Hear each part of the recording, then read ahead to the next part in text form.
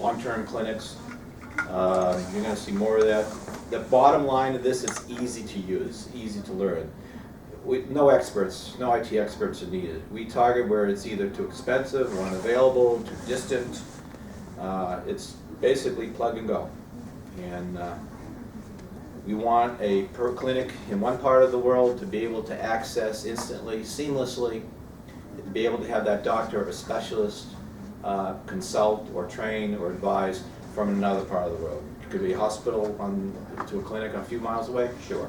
Could it be the Albert Einstein Medical Center in New York helping a clinic in eastern India, not too far from the Bangladesh area?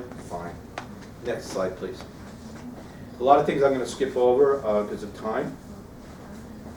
That's the device. As you can see, there's not a lot of wires, not a lot of cables, not a lot of, one of the big challenges in telemedicine, you go to the shows, you'll see a cart, you'll see routers, you'll see cables, you'll see a keyboard. Even if you were in a situation, which you're not, that you could go like in a hospital and you train a medical tech person to do all these wonderful things and operate all these things, what is the reality? The reality is that device will sit perhaps in an ED, and the person who's then trained to use it is not there at the time it's needed, or they haven't accessed it for a week or 2 weeks. And just like any medical procedure, if you don't have the muscle memory to be able to do it like that when you need to, because you're focusing on what you need to do with that patient, right? It's useless to use. So we've designed this thing literally around this. Next slide, please. Oh, by the way, on the website, you can go into our website. That is a temporary website. That's where we're scaling up. There'll be a very fancy, elegant site coming soon. But the key information there, and you can watch videos so you can see the thing in use. Okay, so you got a camera. So what? Right? It has to do a lot more. So you got the camera. We have the platform. We have the software built in. The licenses are all taken care of. The training is included. Lowest common denominator. People don't have to be trained professionals, just very basic things. Like this is the button to turn it on. Operating systems upgrades, we take care of that. Remote diagnostics, we have the soft ability to go in and we do troubleshooting. We'll do the upgrades. We can just, just like, an online PC, right? Unlimited users. This is very important. You have a clinic somewhere in India. Whether it's one student that day or 1,000, it makes no difference. If you have we'll give the logins to whether you have one aide or medical support person, or you have 10 or 50, it doesn't matter. It's all based on the devices in the field. Okay. So it's unlimited users, unlimited providers. There's not a lot of accounting homework to do here. Next slide, please. Now there are 3 things that need to be done. There needs to be a signed letter of intent if they want to go ahead and try the program. There needs to be the grant application filled out. Now, what the grant application really does is it makes the users think about, in this case, Ekal's program, and how to allow us to fully understand the strategy, the use case, make sure it all is worked out. The application covers implementation, how you're going to do that, the use case, operational, metrics, Ekal's goals. This is almost it's sort of, what it really is a disguised business plan to make sure the strategy is fully thought out, because we don't want to do something out there that can't succeed, right? And then mutual non-disclosure agreement. We're going to be supporting this. We obviously don't want this information shared. Also, you don't want us saying, or advertising things about that we're doing with Ekal unless it's something that's mutually agreed upon and mutually approved in advance. So that's what that's all about. And and I added this, I opened the willing to write a letter, assist in grant proposals for your efforts to get additional funding so we can scale the system to many schools or clinics in India, because that's why everybody's here. Next slide, please. So what kind of led us to do this? Well, the problems challenges you're trying to meet right now are challenges all over the world, whether it's the Congo, whether it's Peru, or whether it's a remote part of South Dakota. I did a telemedicine project with the Cleveland Clinic a few years ago, and we're doing reducing hospital readmission penalties for heart patients. A very interesting thing happened in February of 2014. 90% of the cardiac patients didn't show up for their appointments. And the doctors weren't too happy about that. But guess what? When you're in northern Ohio, and you're getting up at 6 in the morning, and there's 18, I don't remember what the winter was like here anyway, and there's 18 inches of snow, and it's 7 below zero, and it's blowing at, 15 miles an hour, and you're 65 years old with CHF, you kind of go to the door and you look out, I think I'm going back to bed. Right? Or if you have Parkinson's, just the risk of getting dressed and walking across the ice and having to negotiate, and then if something happens, what do? So 90% of the people didn't show up. So there's all kinds of reasons. Now our system is designed to bridge the chasm of accessibility, geography, expertise. There are such shortages of medical doctors in so many places in the world. I don't know if this is still true, but 2 years ago I learned that Rwanda had 1 dermatologist in the entire country. Okay?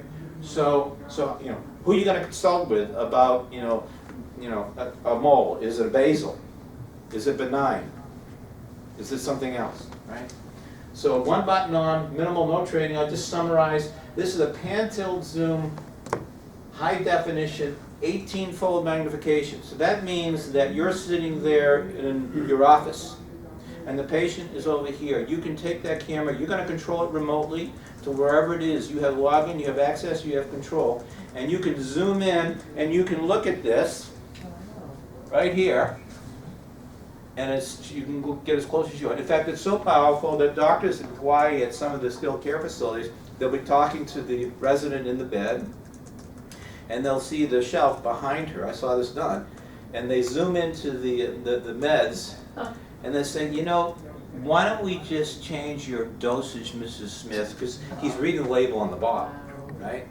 And he's changing the dosage because he's looking at her symptoms and things like this and making a determination that the dosage is a little too high for her, because she's very petite. And American pharmaceuticals are notoriously bad at dosage levels because it's like everybody's the same size. Doesn't work that way. So, and then makes adjustment on the spot.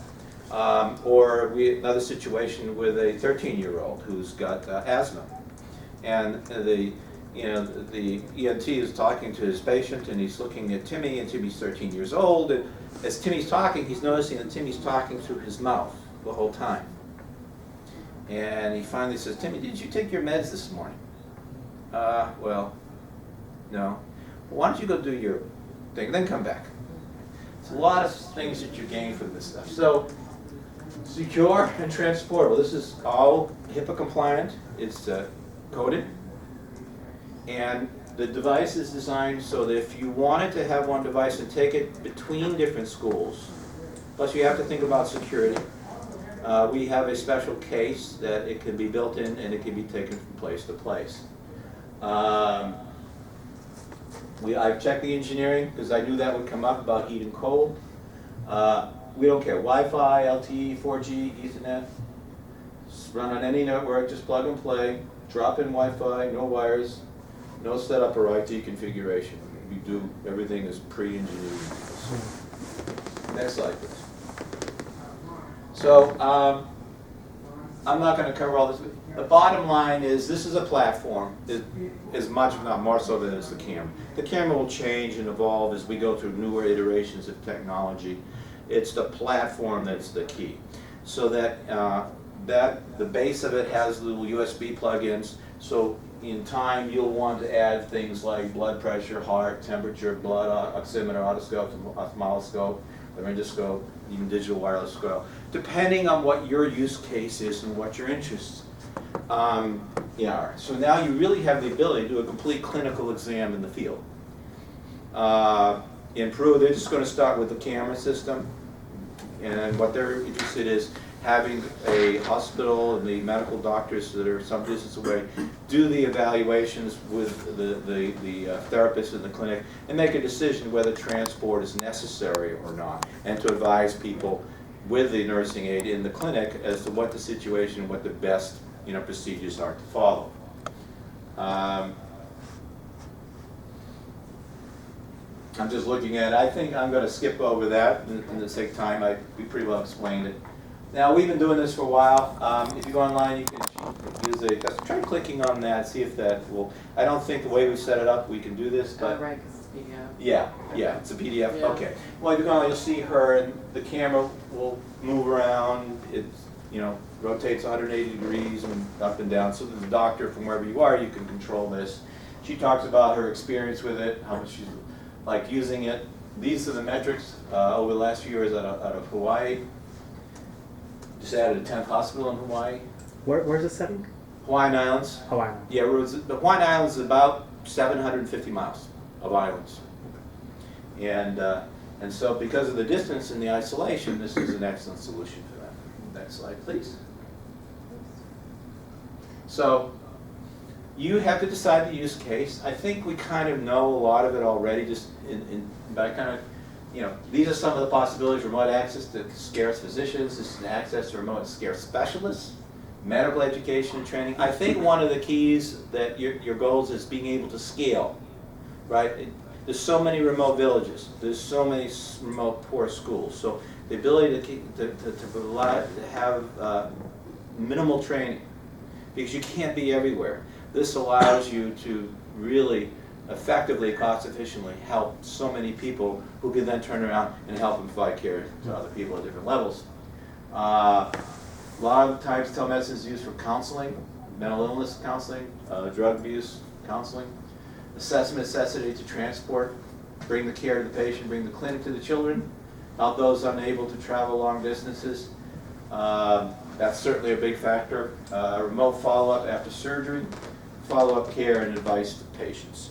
Nothing frustrates a physician more than to spend 8 hours working on something with a patient and then they go home and the next thing they know, they're not following what they were supposed to. I see someone smiling here. But it's such a common problem. And sometimes it's just because there's no real access to be able to have that quick communication. It could be something as mundane as the proper way to put on or change a bandage. Next slide. This is our team. Dr. Davis is our CEO. He's been a physician leader, technology developer for more than, I've been doing this for 15 years. We're not new at this. Lots of experience. He's also a professor of medicine at the University of Hawaii. Myself, we have a CFO with between the 5 of us, there's well over 100 years of experience and leadership in the field. Next slide, please. And I want to just open it up to Q&A because I always thought that's the best part. Long presentations. Yes, so just jump right in. I kind of put some questions that people might have or thoughts. Great. And just ask away. I have actually a couple questions. First, in reference to the technology, the infrastructure required for this is 4G and LTE. Or Wi-Fi. Anywhere Wi-Fi. You can get on the internet, so you're good to go. Right. So just to give you in context to India, they're just recently rolling out a little bit of 4G. Mm-hmm. There is no connectivity in the village. Mm-hmm. So how do we make it work? Yeah. Well, it will run on 3G. It will run on 3G? Yes. Okay. Now, we're seeing this discussion, the same thing in Africa. In exactly. Congo. So I was saying if you have any experience in this or... Yeah. And what we find is really fascinating what's happening in places in India and across Africa as well, is you'll go into a village and there's like no paved roads, there appears to be no electricity, no central plumbing, and you're going and you're like, how does this possibly work? And then you'll get to like a village square. And there in this village are all these folks and all these little businesses, the central market, and then all these little doorways. And there's a computer. And this guy is doing website development for somebody in Europe. And you're like, how is he doing this? And what it turns out is there's companies that literally did not exist 4 years ago that are building out towers, 3G, 4G, not really 4G, mostly 3G towers all over the place. And so, but they don't have power. So, well, how do they do? Well, you'll find that people have generators in these places. You'll find that some people will have solar arrays and they have batteries, and when they're not using it, so they might be doing it for 2 hours a day. That brings up the second question. So they might be doing it for 2 hours a day or 4 hours, depending on the situation. So, yes, if you don't have power, yes, it has a battery. It has battery backup. Okay. But if there's no power, you can't use it, no power at all. But many, many places will have power for 2 hours a day or 3 days. In Peru, it's typically like, well, this day the power plant gives you power, and that day it gets it over there, and then this day it's over there. So they tend to work around those things with various solutions, solar, generator. I don't see, I see there's a little bit of satellite, but I don't see a lot of it because bandwidth and satellite is just too, equipment is too expensive and bandwidth is too expensive. But I see all this stuff coming. So for India, you're going to have some places where you can do this easily, some places, so this ingenuity will solve the gap, and some places don't even have any resources in terms of power to give you internet access at all. So you got those three groups. So in time, it'll scale up quickly. That's a great question. Yeah. So okay. So that's good. Thank you. The other one is what are the costs? What are we looking at? Well, our feeling is you shouldn't have to pay anything. Okay, so you're going to do the grant, but no, just for an idea of what does it cost to make one of these and put it. Yeah. I understand the fact of paying for it, but yeah. What we'll do is we will put it out there into the field, and then we want to get large grant and funding people, and then there would be a monthly fee. We're not going to have CapEx. So we'll just have a fee, and that'll include the licensing, the support, the training, the break fix, the downloads, the upgrades, all that stuff on that early slide. It'll all be included. And so what we'll do is we'll have a monthly fee for servicing and supporting each of these in the field to offset the cost. Remember, this is being set up as a nonprofit arm. Right. Right. So what we want to do is just recover our investment so we can continue to do this. Right. and do this not for a few, but do this for tens of thousands. So that one slide said it's $45,000 to Yeah, if you were to go to, Yeah. if you go to Cisco or Right. Polycom, they want a room for 100. You know how Polycom works. For those of you in the business, certain companies are notorious for, it's 100, you want a room like this, oh, that's 125,000. But typically, if you go to HIMSS, you look at, Video or Vizio or Visa, Cisco, companies like that, you're looking at around 45,000. It's gradually coming down. Maybe the cheapest thing might be 28, 18 now. But remember we talked about the card and the camera and all that kind of stuff. So Nobody will be able to use it. Nobody will figure it out, and then it'll break in 2 minutes. Right, right. So we completed a grant application recently, so that would be the same sort of, as you mentioned, an agreement that we would have with an individual or an organization that we would assist them in the grant process that would cover the cost and the monthly fee? Well, there'll never be an equipment cost. Okay. I think it's also important that you not have to buy this equipment. Okay. And there's a couple of reasons for that. Number one, whatever equipment's going to go out there, technology moves so fast. The minute you got it, So we're going to be continually upgrading and changing this. There may be a time that you won't even need the camera. We'll just take a smartphone. They're not there yet. They're not even close. But there may be a time where we'll be able to take a smartphone and put it into like a kind of a robotic hand, right? And then just plug it into our router. But for the conceivable future, there'll be some sort of device there, right, to plug into the platform. So we don't want people buying that. So we're going to put the stuff out there. And our business model is we just include everything. The other thing a lot of these companies do, it sounds like you have some familiarity with some of these companies. They charge you this, charge you that. By the time you go, well, you're selling a turnkey program. Yeah, basically. Yeah. It's just a monthly fee. Yeah. It's a service. Got it. All right. So so the device is not the focal point of your back end, your platform, and all that is what you're. And we'll be happy to help you on the grants, work with you, and we. So who's once we put that and you said you have like unlimited access to login. So basically we hook up with the hospital or somebody and say, okay, here's your logins. You can see everything. I got Dr. X, Dr. Y, Dr. Right. Z, Nurse A, B, and C. Right. Okay. Okay. They each get their login. There's no additional charge. It's not driven by the number of users. It's not driven by the number of logins. We just keep it really, really simple. So just the monthly fee for the device. The other thing that's important is, I mentioned at the beginning of the question, we don't sell the equipment. You don't lease it either. We loan it.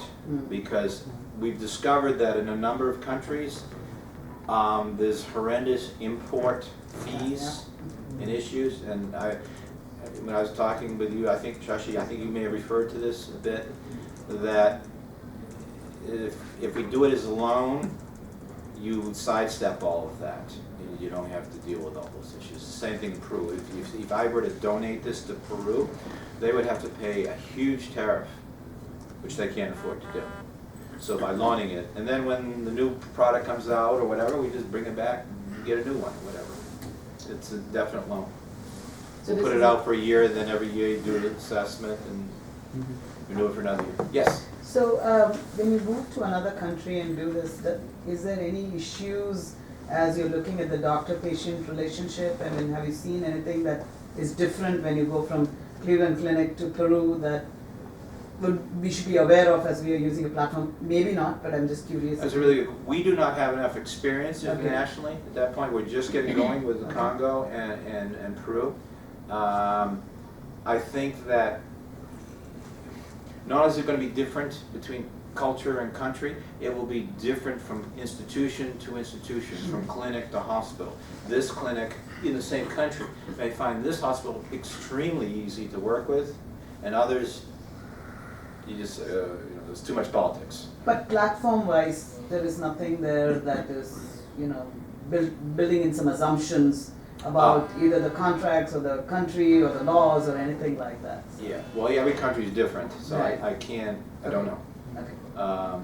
That's why we're providing this to you. We do not want to get between the consumer and the medical provider, Sure. right? This is strict. Our business model on the profit side of the hospitals is pretty much business to business or business to business to consumer. We've got hospitals and clinics that in Hawaiian Islands have a person who's remote somewhere, and she's got advanced diabetes, she's got renal, she's got CHF, she's got tubes and aerators going on.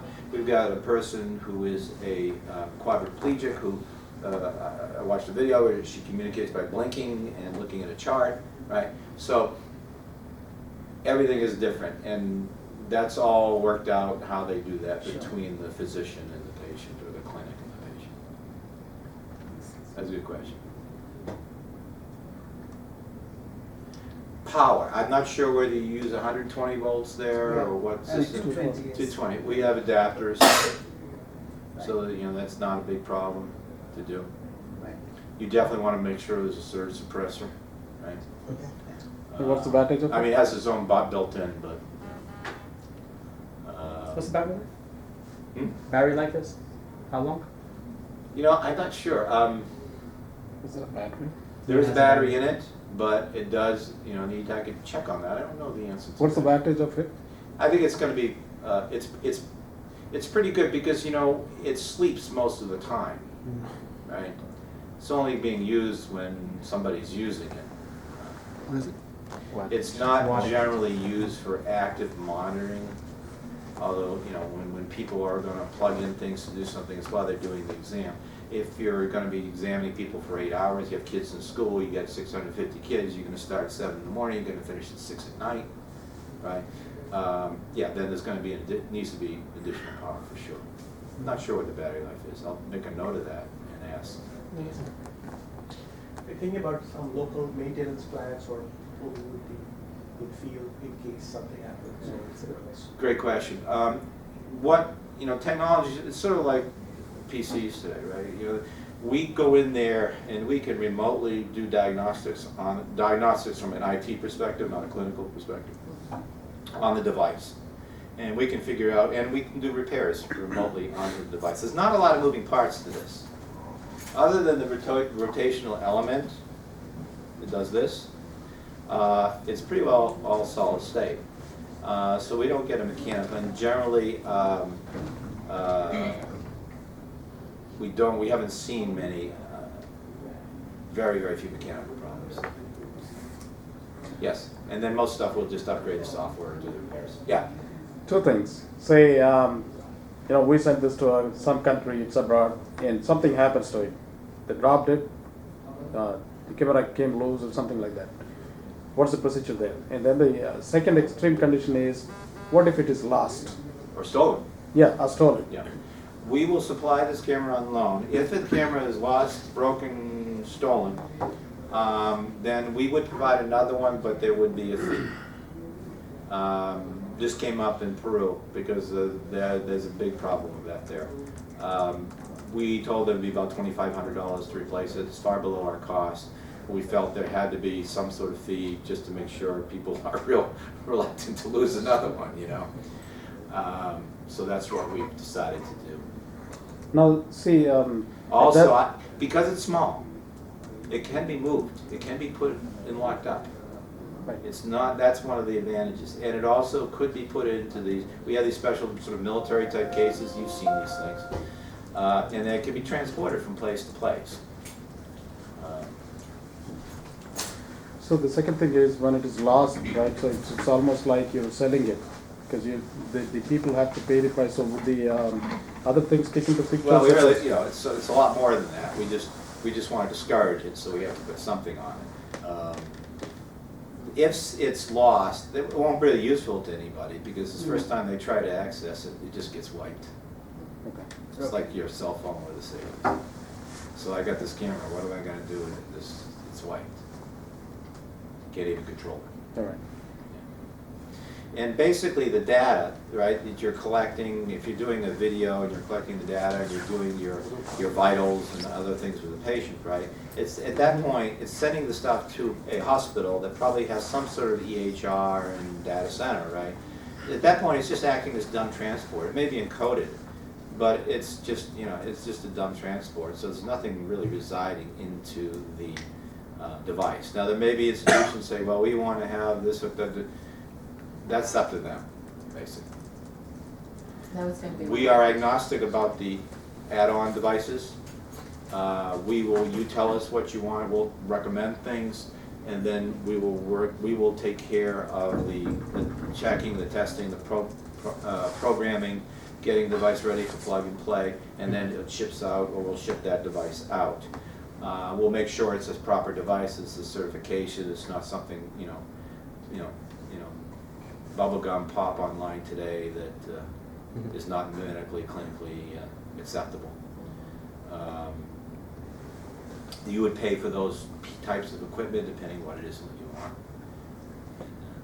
In case we decide to go ahead with this, then what would be the process you're thinking of? So maybe have like 1 or 2 cameras given so that we can start it, and then Yeah. what might be organizations that you would think of to write grant proposals to, or like, and how much testing do you recommend before we? The first step would be is to complete the application, because Right. that's essentially the business plan. Right. And then once that's done, we'll go over it, and then whoever is designated as the lead person in that country, you may need an interpreter, depending, in Spain we need interpreters. In India, for gosh sakes, more people speak English in India than in the United States. Right. So it's not quite the same scenario. But, whoever that's we'll work with and go over everything, we'll probably have our IT people talk to them, make sure, and then we'll set up the training, which is pretty easy, it's pretty intuitive. And so I would send just 1 camera, Okay. maybe 2, or 1, then the second one, Yeah. right? And walk before you run. There's always going to be new things. There's Right. always going to be surprises. There's going to be surprises for us too. We don't have all the answers, Sure. right? And then once we kind of like, oh, this really works great. Everybody likes it. Does what we want it to do.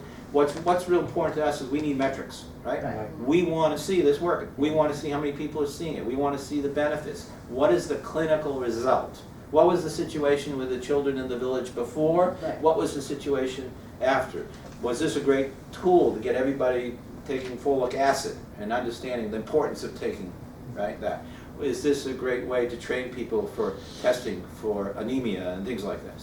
So we set a standard where you are before you go into the village on the measures that are important, and then we measure that at the end of the trial. Say, okay, we did this, this is better, this is better. And then I would say that from there you can build the case. And that's going to be really important as you look to scale up and you go to someone like the Ford Foundation or the Gates Foundation or Amazon. Right? We're talking to Amazon right now, a few things. And they don't write checks for millions of dollars. Right. Unless you are very well backed up in the data. This shows the efficacy of what you're trying to do. And what kind of data is available on the use? I mean, do you have enough analytics on the product itself that Yeah, I would mean, be very helpful? yeah, if you go on our website, you'll see much stuff. There's a slide, go back a bit, that kind of spoke to that a little bit. There it is. Right there, right? From our own experiences, we've seen 85% reduction in hospital stays in America. That's a really big deal, Yeah, yeah. right? We've seen an 80% reduction in emergency department visits But out this there. is collected by actually By us and tracking our rather- customers, yeah. Rather than, I'm asking on the camera itself, are there analytics of sorts that you No. capture? No, that's a great question. Because then we'd have to start up a whole two-way type interface. Yeah, I didn't know if there was Yeah. anything like how much is it used or, anything. Part of the business plan is you want to set up the metrics you want to measure against before and after, and then we want that data, and we want to be able to use the information to be able to say to all these different grants and other charities, hey, look at the results here, look at the data, look what you're getting in return on investment, in terms of human return on investment and financial return on investment. And that also translates for the for-profit side, because we can then share that information, publish the white papers and data. So what's in it for us, right? What's in it for us is we're building brand around the world. What's in it for us is we're gonna have the data, we share the data. This tool, this is a very press-worthy thing. You can use this as an organization, just like we want to, right? And get benefactors, get press, get favorable, millions of dollars of favorable publicity in your country and other places to allow you to do more and more of these things. This is sort of like an engine for that. Okay.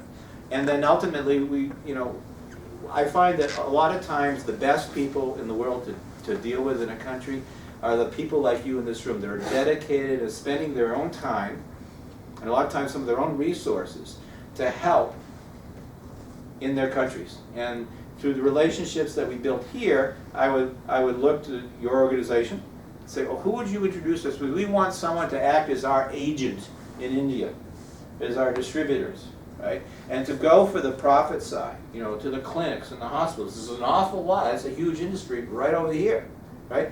And take our product and our business and start selling it and expanding it now. So this gives us an entree that I like, because to me, in different countries and cultures, integrity is incredibly important. And you tend to know who are the best people in your respective countries and communities, and people in organizations of integrity. So that's what's in it for us.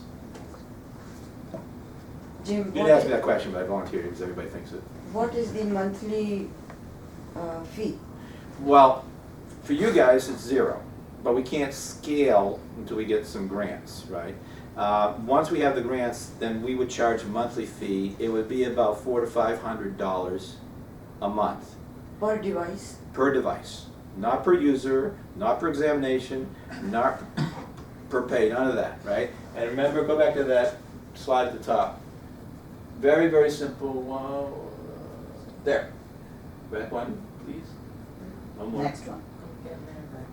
There we are. That's everything, right?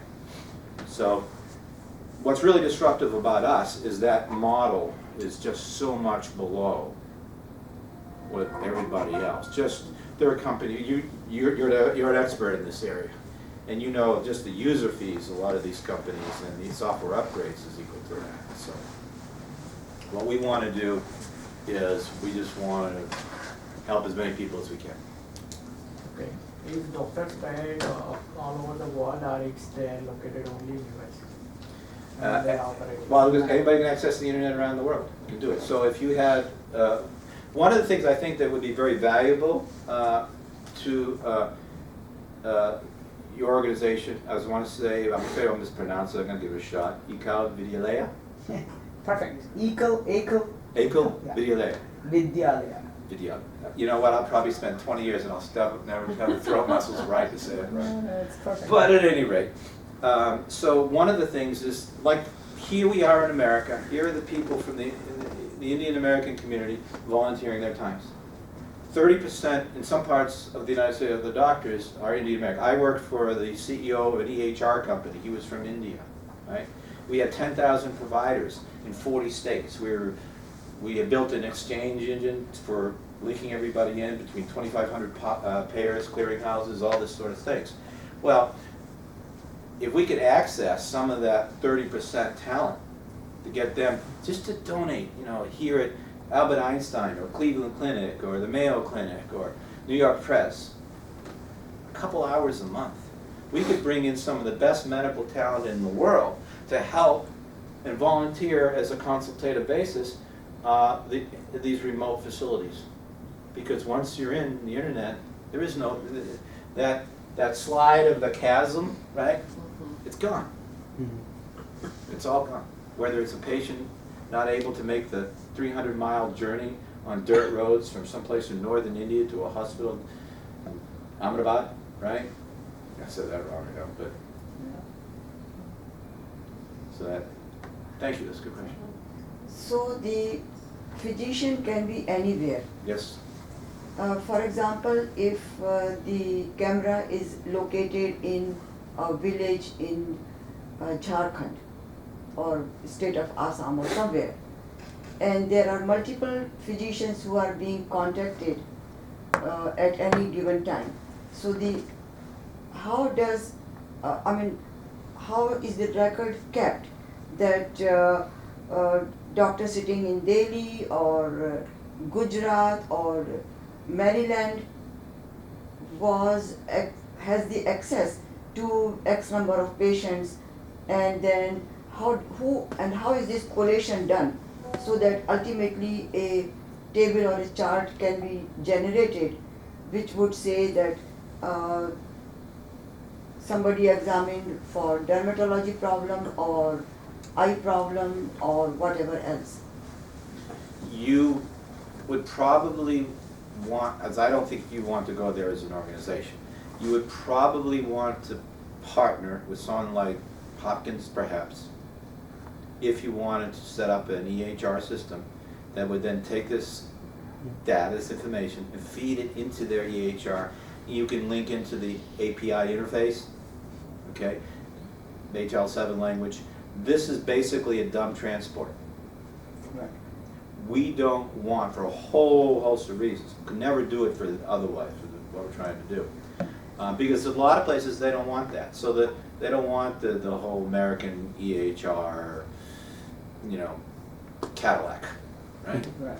So, but if there's a hospital in Delhi that wants to provide services for the remote clinics because they get a grant from the government or whatever, and they want to have all that information coming into the HR, and that's what Kaiser's doing in Hawaii, right? They've got this in a hospital, they've got this in a clinic, in some skilled care facilities, right?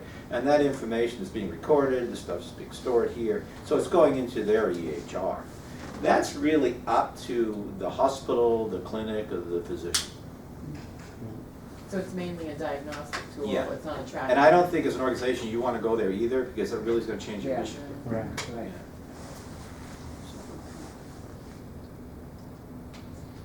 It also, everything we have is, you know, approved and certified, meets all the federal standards and regulations, which is, in the US is a big deal.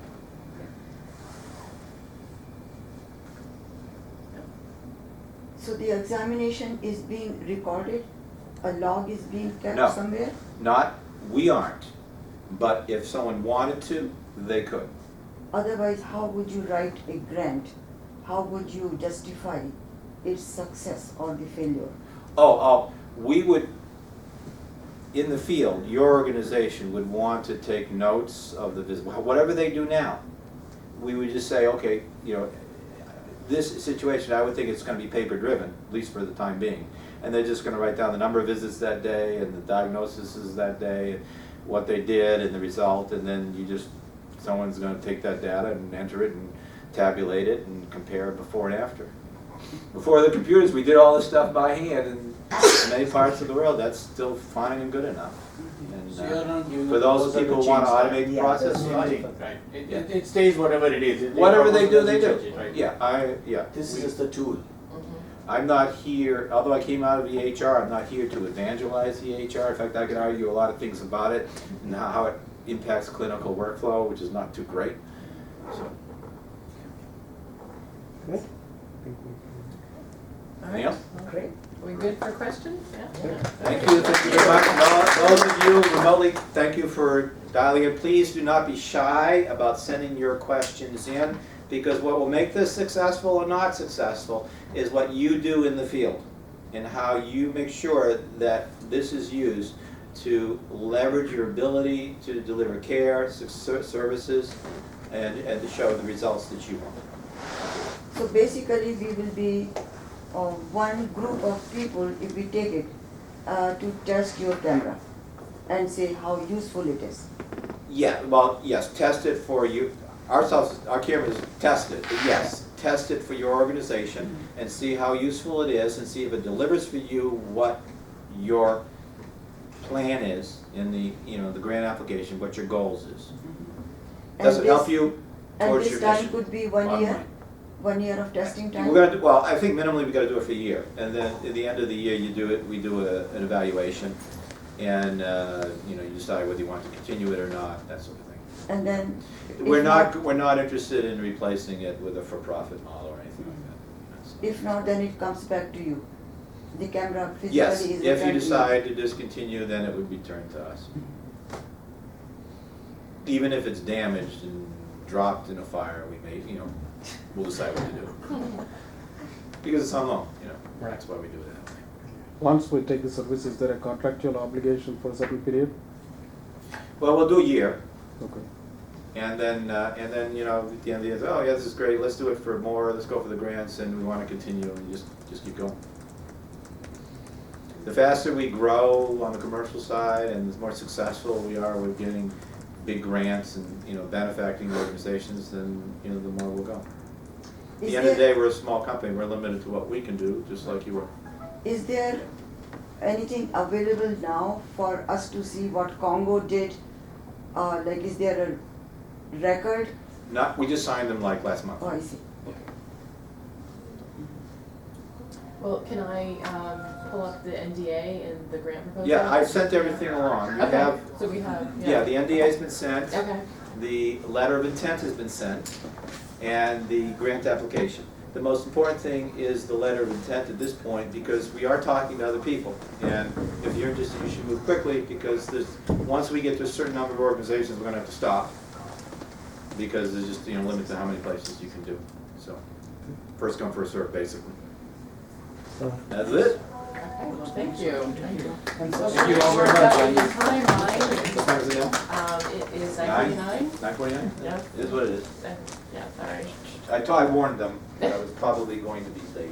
Well, we appreciate it. Thank you very much. Yeah. Thank you all. Thank you. Pleasure. Personally, I would look forward to Make sure I have this working with charger. all of you and having an excuse to go to India sometime. have you been there before or not? No, but I'm counting on one of you to tell me at some point as we start to expand on this, that there's a special problem not too far from the Taj Mahal that only I can fix. And I have to come there personally. But you have to buy your own ticket. Well, you are a non-profit. No breaks at all.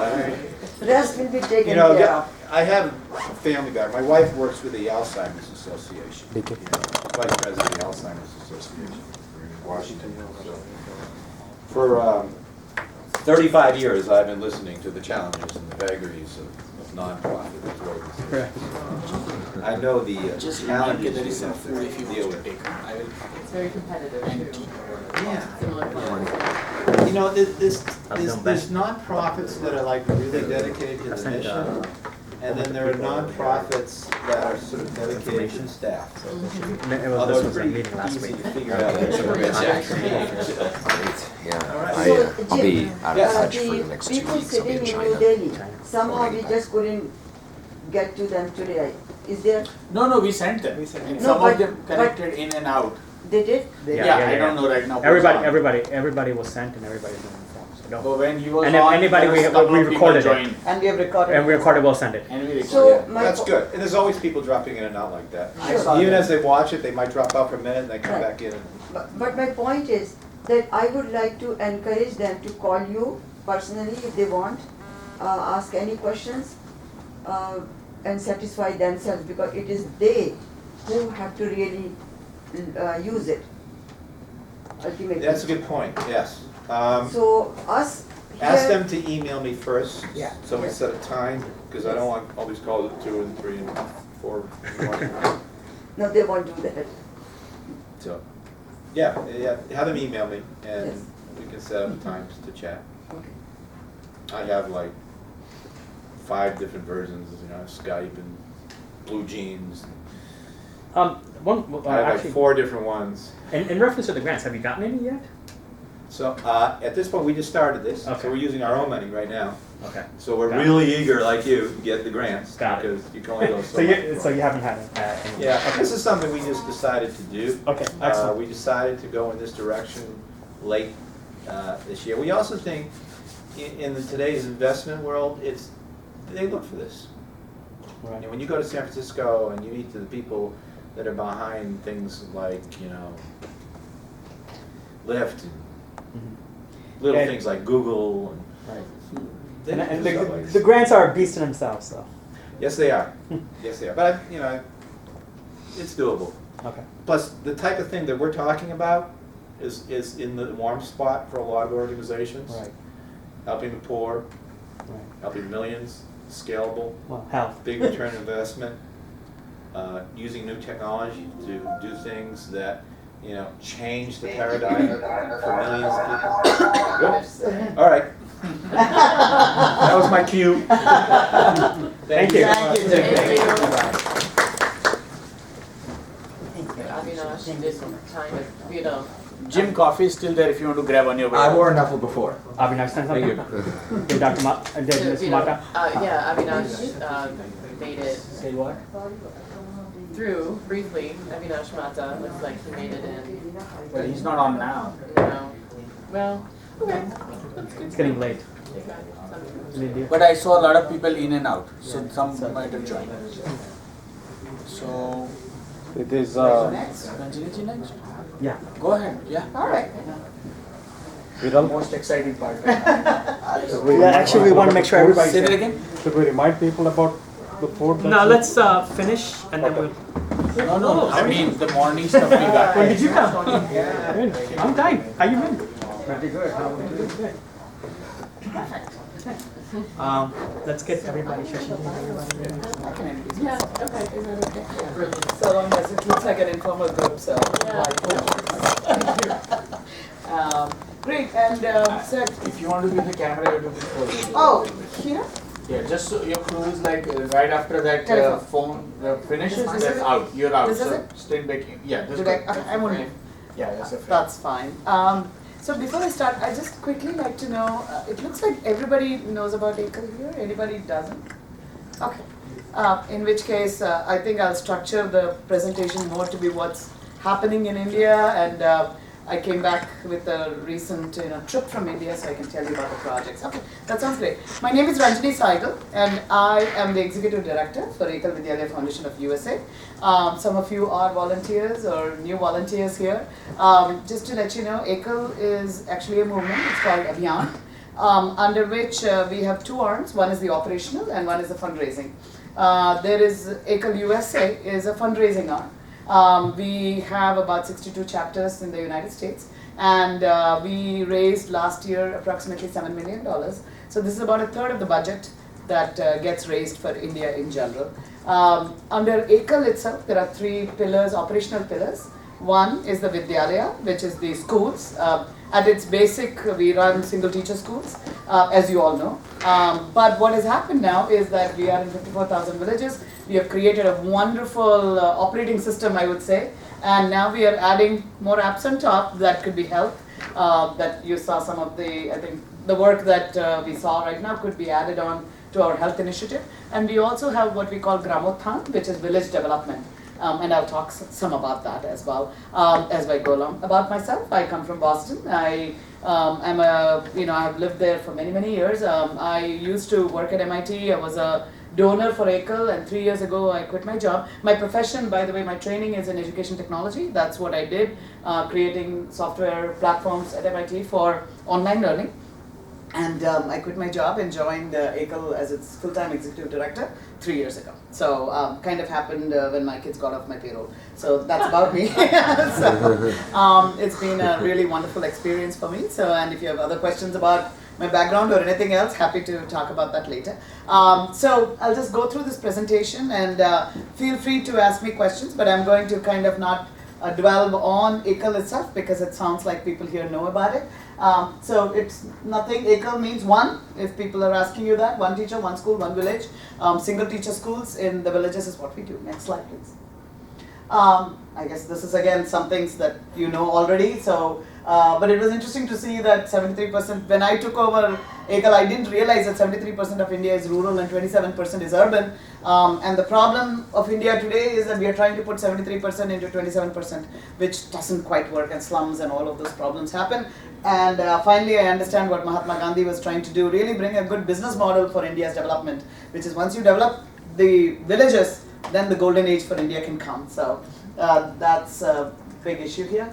And I really believe that Ekal is a phenomenal solution to making this happen because as we can see, really we have the singular focus on remote rural villages. Unlike most of the resources that are going into urban areas or semi-urban areas, we are focusing on areas where the resources are minimal. Mostly there are no government services or no viable government services, I should say, in these areas. And often there are other non-profits in our areas as well. I do think it's a great organization because it has unprecedented long-term impact.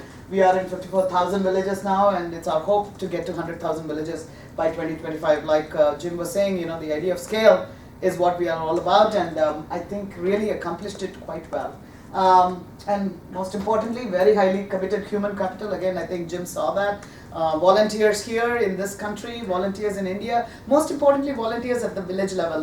We don't go into a village until we have at least a 7-member team, a Gram Samiti that's fully volunteer. So if the people are invested in the outcomes of the organization, I think it's a great organization, and that's what has kept it going for 25 years, which is not a trivial thing to be at the scale, to be doing that. The mission is very simple, to bring education and economic development to remote rural villages. Next slide, please.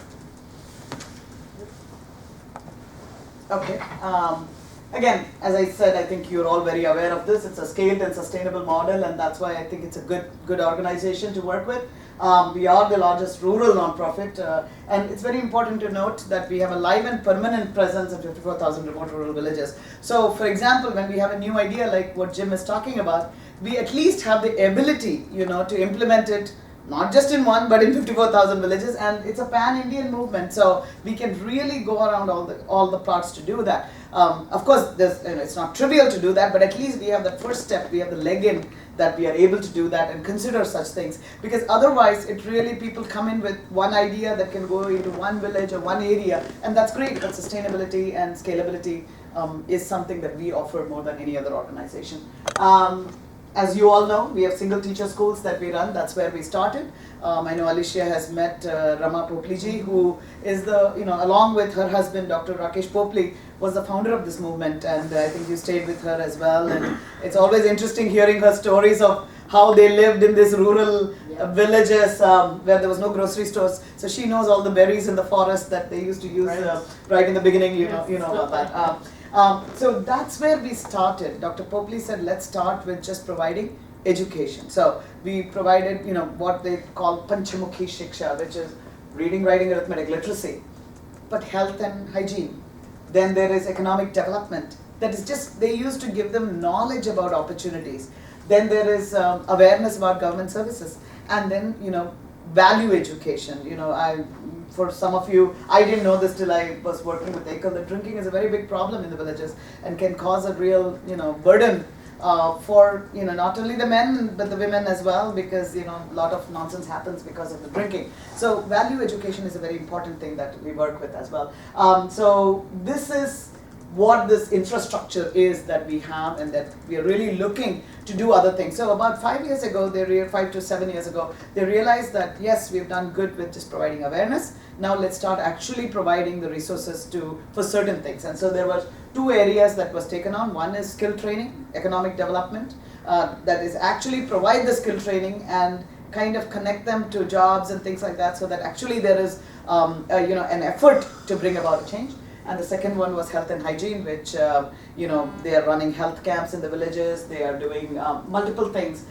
We take Arogya Sevikas, that is, take local women and train them to be, providing these kind of awareness and providing and actually focusing on anemia is something that they're focused on, to provide not only training but provide folic acid and other kinds of interventions to make a difference. In smaller areas, it is not scaled yet completely in all the villages, but at least really started working on it in a big way. Next slide, please. So this is the primary education model. Again, I think the important thing is that it is a school in the village. One of the things that people might know, that people keep saying government schools don't work, and they really, often people will say the government teachers are, corrupt or something. It's not that. It's really not viable, because I visited, for example, a school in Parigi, which is, you go from Hyderabad, you take 3 hours, go to Parigi, and then from there you have to go for about half an hour to the, imagine being a teacher, even one of you, really good people who want to make a difference. If you have children, you don't want to raise them in that 5 hour, distance. You want to have them go to Harvard or whatever else it is. It is that same issue with the teachers in there, that the resources are not there for their own families. And that's it is that Dr. Rakesh Popli and Rama Popli came up with the idea, let's take local people and train them. And I think that model is now even in other social enterprises, it's becoming very popular today. And I think that's really what was done at that time. Another important thing is these children are also labor in the village, so doing a normal time, 9 to 5 is often could be a challenge, and that's why some of them don't come. So here is a teacher who finds it a difficult situation. Kids are not coming to school, you can understand the challenge of it. And also the way you want to teach them. Most of them are first generation learners, so way to teach them is also something that we have to think about. And I think Dr. Popli came up with a fabulous curriculum. And today actually I'll show you some of what I saw was being done. So as you can see, again, local youth trained to teach. And very importantly, what Shyamji, who is the operational head, who really made it scale and made this happen, this whole movement, he's very good at is inspiring people. At the end of the day, if they are inspired to be a change agent in their village, I think that's huge. And if you've been to an Ekal village, the teachers will say, what they are doing is making a difference in the village, and that's a very powerful thing to do. And the kids they are teaching are their own nieces, nephews, in the family kind of thing, because it's in that village itself, and that makes a big difference. Basically, we take a standard core, which is localized for that area. And again, beyond the 3 hours, that's very important. We teach them healthcare, physical education, actually do a lot of physical activities. That's very common. Team building activities, those are there. Value education, teach them to do, really, first of all, come on time, start the school on time, end the school on time. They do other things that are culturally relevant to make them, good citizens. At the end of the day, that's what education is about. It's not just about the 3 hours. And when I went to the villages today, there might be a school that might be close by that we actually encourage our children to go to school if there's a viable government school. And in fact, we work to make sure that if the children are going there, the school does get better. But the things that the government school does not have is arts, value education, health and physical education, and that doesn't really, when the kids come, they really enjoy this and like to become a whole person. And we all know that, going to school is what we do. And another thing is that one of the things I realized is that many of our villagers don't know they live in India, right? If you're far away, you don't know much about government structure, you don't know what that is, and this is what causes a lot of negative energies to come in and manipulate them. So if we have the values, and if we go in a positive way, we can make a transformation, we think. This is again very important. It's supervised by a village committee and it's integrated with the village culture, and that's what makes it very successful, I think. Next slide, please. So again, this year we got the Rotary Literacy Hero Award for our work. We value that a lot. Rotary cares so deeply about education, and so very proud of that. Next slide. So now we are going into this skill development, and that's what I'll talk more about. So what we are doing is we are creating these Ekal village resource centers. This is in the center of 100 villages where we are doing this kinds of thing. For some of you who have been to Karanjo, you've seen this center that I'm talking about. Basically we provide skill training at these centers. We take villagers, women, men, and for things like tailoring, it's women that is the focus, and we really do try to focus on women a lot, because especially in the rural areas, I think if you empower the women, there's a big difference that happens. Organic farming is another thing that we take on. Digital literacy is a new thing that we're working on, and other kind of skill training that is relevant to that local area. So for example, in the Geeta Devi Pradha Center in Karanjo, we are providing carpentry, electrical training, mobile phone repair, things that are relevant to that area, so that the graduates can do two things. First of all, the skills that come into the village. I did not realize that many villagers have torn clothes because there's nobody to fix that button that is broken. If you have to go out into the city to get your button fixed, it's pretty expensive. So first of all, we are bringing skills in, and also empowering the men and women in the village to actually have an opportunity to bring about skill development. The second thing is that to take these, once they are done with their skill training, we would like to give them some entrepreneurship, some little monies to establish a little tailoring shop, a little whatever it is that they can do. So kind of incubate these rural entrepreneurs. And the third thing that we are doing, which I will talk about, the first two we've been doing for some, actually first has been done for some time now. It's about 4 or 5 years they've been experimenting with doing skill training, and it's been very effective, especially in the farming and tailoring area.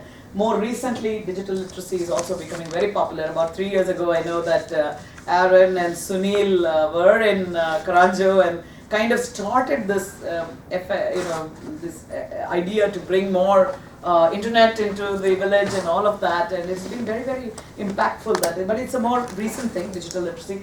But farming and tailoring have been going on for a while. And actually, when we started with digital literacy, there was a lot of pushback saying, what? Computers in the village, let's do more farming, let's do other things. But now there's a pull, especially thanks to Modi ji bringing everything online. It's really become very useful because our graduates are getting jobs. In the rural areas, they need people who can do, a variety of things. And it's our hope actually to, some of them have started these e-centers or computer service centers for Aadhaar cards, for PAN cards, and there's a lot of things that we need to work on that, and we are a little bit ahead of this because we actually have these people trained. So it's been a very positive thing. And when you go out into these rural areas, again, to provide master trainers at a very high level is not trivial. So trying to do, use technology in productive ways to make this happen. And really, at the end of the day, we have significant economic opportunities for women and youth that have come out of it. Next slide, please. So, as I said again, 100,000 villagers. So about a village has about 1,000 people on an average. So about 100 villages, we are at the center of that. So you could impact about that many villagers. Next slide, please. So, and also we have seen that the income levels go up about 5 times, whether it is, it depends, what they are doing. Women, when they are getting this tailoring, anywhere between 2,000 to 5,000 rupees a month is what they are able to earn. It depends on the woman. For organic farming has increased, the income from small pieces of land, up to 8 lakhs of rupees, depending on the farmer again. Digital literacy, 10 to 15,000 rupees is the kind of data entry operator, those kinds of jobs that they're bringing. And they are also trying to have the cyber cafes, quote unquote, what they call computer CSCs, which are also bringing good income. Tailors, again, they are establishing their own little tailoring shops, and that has been a very impactful thing as well. So really, if you look at it, poverty level is, they say, is $200 per year. Tailoring, they are getting about $1,000 per year, which is pretty significant. So recently I went to Vada, which is where we have a GRC, and there I met the women who are doing their tailoring training. And what was interesting is that for many of the women, they said, we asked them, how is your family supporting it or whatever. 2 women said actually their mother-in-law suggested that they invest in a machine, which is tremendous. I mean, knowing the situation in India, if the mother-in-law is saying buy a machine and she's sending her daughter-in-law out, taking her time away from the cooking and all of that to actually go train, that means they're seeing the value of this, and I thought that was very, very interesting to me to see a very, very good, validation of what we are doing. It is our hope now actually to take it to the next level with actually creating a production center as well as the tailoring center. Right now, we are just doing the skill training and saying, go open your tailoring shop or anything like that, but actually have a production center and have some connection to the market. So our new Gramothan initiative is really thinking along those lines. That is, can we give contracts for uniforms? Can we work with other companies maybe who want to do these kinds of things and work with that? So I think that will be very positive. In fact, at WADA, I brought that up and they thought that would be very wonderful for them to be able to come to the center and actually work on more advanced, more income generation opportunities. Next slide, please. This is the big thing now, bridging the digital gap. Next slide, please. So the Ekal on Wheels has been a wonderful initiative where we have computers in the mobile van, which the van itself is at the Gramothan Resource Center, and it goes out into 30 villages at a time. It goes for about 2 hours in the village, and anybody can come in and get some basic understanding. This is where we were able to partner with IIT Bombay as well, because the training tool, they have a great thing called Spoken Tutorials. If you want to take a look at it, it's at IIT Bombay site, where it's a good pedagogy to provide skill training, where the video, the visuals are separated from the audio track. So we can provide this training in Assamese or Punjabi or Hindi, it doesn't matter, but the content is still, in very, it's excellent content that's created at IIT Bombay, for example. So that has been very effective, and in fact, IIT Bombay also provides a certification after you're done with this, and many of our graduates have been able to use that certificate to get them ahead. Basically, I was wondering what this kind of thing will do for them. Amazingly, the most wonderful impact I saw is there's a lot of out-of-work youth because they have to quit their education at 10th grade or whatever it is for a variety of reasons. And for them, one of them told me that the greatest thing about this was हमें भविष्य की ओर हाथ लगाने का अवसर मिला. We are able to touch the future. We are able to get a window to the future, and that's been really, they've got a lot of confidence that they are not left behind. And to me, I didn't think of that impact. I was thinking, oh my God, they're going to learn all about computers, but really to feel part of the future, I think there's nothing greater that you can do to young people. And I think now anyway everybody is very interested, they want to go learn. And so what we do in this van, by the way, is to give them some familiarity. In 2 hours you're not going to become experts, and then those that are really interested come into our center, because it's a little distance from the village, so this becomes our advertisement vehicle, and plus to give some familiarity, and those that are interested come and take our 3-month or 4-month course and actually get the certification and all of that. So this is another thing. When I went to India this time, they said that they could multi-purpose this, maybe put some of our this kind of IntelliHealth and other kinds of tools on it. That's an opportunity that we could think as we move ahead. Next slide, please. Oh, I just was very proud to see that we started with 1 van and now we have this many. Out of it, 6 actually was supported by the United States, people in the US, and 2 are from India now. So which is again very interesting to me that they are also believing that this is very valuable. So I thought that was good. Another thing is, what do you do for power in this? So they are talking to Salcos, which is a very famous social enterprise, trying to see if we can make these vans solar powered so that we can take on. And they have a Salco Foundation as well, so trying some partnership. We're not there yet, but hopefully. It's a company, it's a social enterprise created by Harish Hande, who won the Maxase Award. Solar electrification company is what they call it, I think, but it's a social enterprise, so that is, it's done great work in solar space. Next slide, please.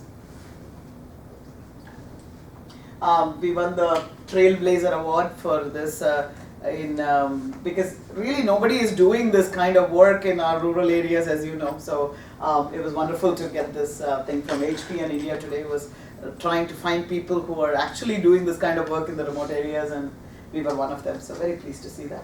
Next slide, please. And now what we are doing is saying how else can we use tablets. So there's a couple of experiments that are going on. One is, these are our teachers in Nanak Katha. It's in Uttarakhand, where they are taking tablets and seeing in a bunch of 30 teachers. They are taking the tablets and putting some content on it and seeing what we can do with that content for teaching our kids. So right now there's a lot of curated content on it, and one of the important content they have put actually is Shamji Gupta, our leader's video on it, so that constantly they are inspired, so that's something that is going on. And they have also taken some of the other videos that have come, like Pratham has developed some videos, so trying to experiment with it to see any good